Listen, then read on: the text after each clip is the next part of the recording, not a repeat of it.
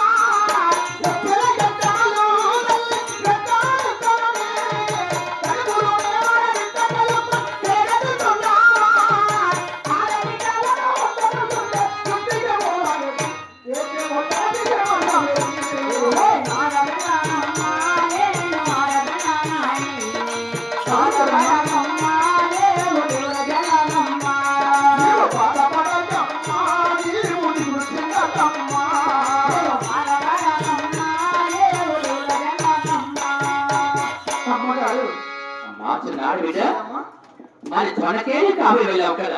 అవునమ్మా. ఎందుకమ్మా ఇంత అలసటగా వచ్చావు? మరి ఎక్కడికైనా పొలాలు వెళ్ళారు తల్లి. అవునమ్మా. దగ్గర సెలవు తీసుకుని అన్నమేశ్వర తలసరి కాదు వెళ్ళాను తల్లి. అటు 80 కిలోమీటర్లు తిరిగాను.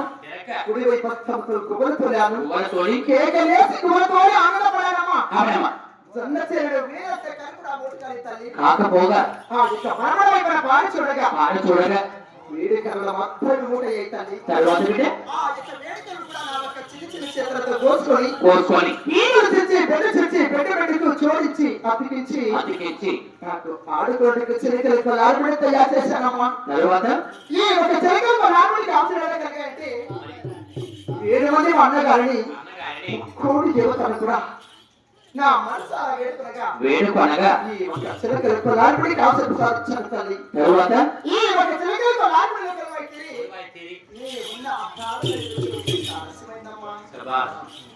ఇద్దరికి పని చేసినందుకు ఈ తల్లి ఎంతో ఆనందపడుతుందమ్మా. మరి ఇద్దరికి ఏ వరం కావాలో కోరుకుంటాను ఇస్తారా? ఏమిటమ్మా కోరికలే కాకుండా వరాలు కూడా ఇస్తావు తల్లి.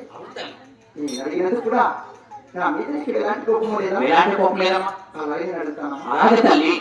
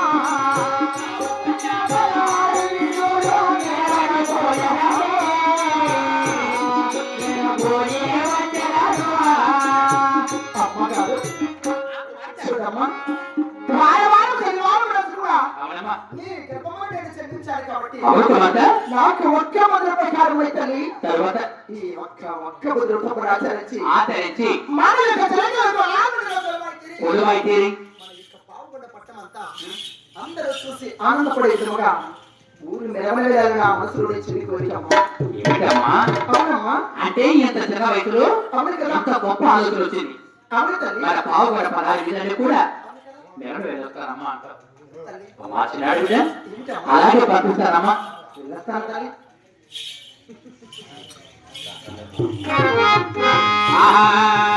ఓరి మెరవన పోవాలంటే కవలవే ముల్లాని కలవనే చరణం